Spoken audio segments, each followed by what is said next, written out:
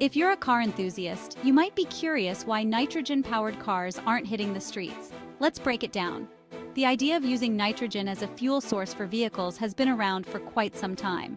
It's an intriguing concept, especially for those who are always on the lookout for alternative fuels that could potentially reduce our reliance on fossil fuels and decrease our carbon footprint. But despite the initial excitement and the theoretical benefits, nitrogen hasn't made its way into the mainstream automotive industry. So what's holding it back? Let's dive deeper into the science and practicality of nitrogen as a fuel. First up, compressed nitrogen gas systems. This method involves storing nitrogen gas in high-pressure tanks. The concept is somewhat similar to how compressed natural gas, CNG, is used in some vehicles today. The nitrogen gas is stored at extremely high pressures, and when released, it can drive pistons or turbines to generate mechanical energy. This sounds promising, right? However, there are several significant challenges that come with this approach. Think of it like a car running on super pressurized air. The idea is to use the energy stored in the compressed gas to power the vehicle. But here's the catch. Compressing nitrogen gas to the required pressures is an energy-intensive process. It requires a lot of electricity, which often comes from non-renewable sources, thus negating some of the environmental benefits.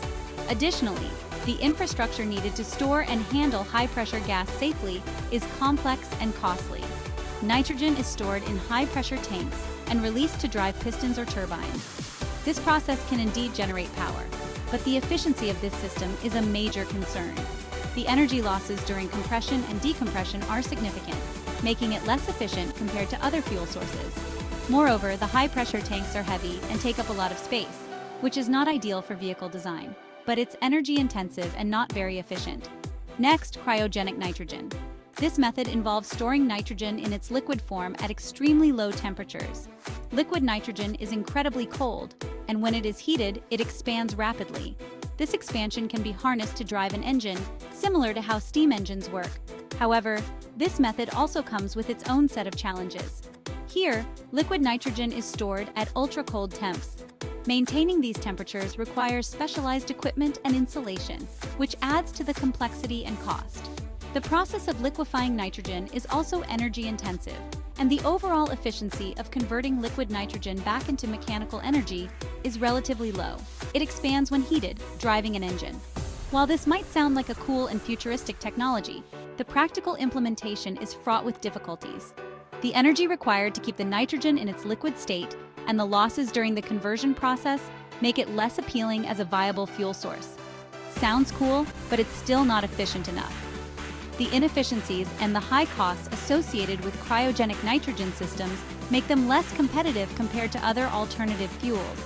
Now, let's talk about nitrous oxide, or NOx, which is often associated with high-performance racing cars. Lastly, nitrous oxide, or NOS.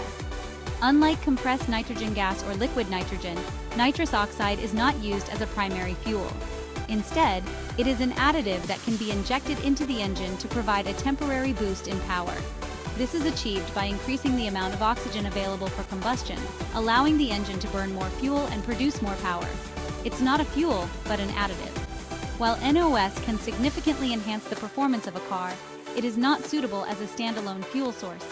The effects are temporary, and the system requires careful handling and precise tuning to avoid damaging the engine.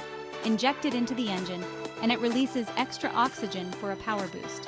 This makes it popular in the racing community, where short bursts of high power are needed. However, for everyday driving, NOS is not practical or efficient. Great for speed, but not a standalone fuel. The limitations of NOS, along with the challenges of compressed and cryogenic nitrogen systems, highlight why nitrogen is not the future fuel for cars. So why isn't nitrogen the star of the show? The main reasons are its low energy density, inefficiency, and the challenges associated with storage and handling. Compared to other alternative fuels like electricity, hydrogen, and biofuels, nitrogen falls short in several key areas. Low energy density, inefficiency, and storage challenges. These factors make it difficult for nitrogen to compete with more established and efficient fuel sources. Electric vehicles, for example, have seen significant advancements in battery technology, making them more efficient and practical for everyday use. Hydrogen fuel cells offer a clean and efficient alternative, and biofuels provide a renewable option that can be integrated into existing infrastructure. Better stick with electric, hydrogen, or biofuels for now. These technologies are currently more viable and have a better chance of reducing our carbon footprint and dependence on fossil fuels.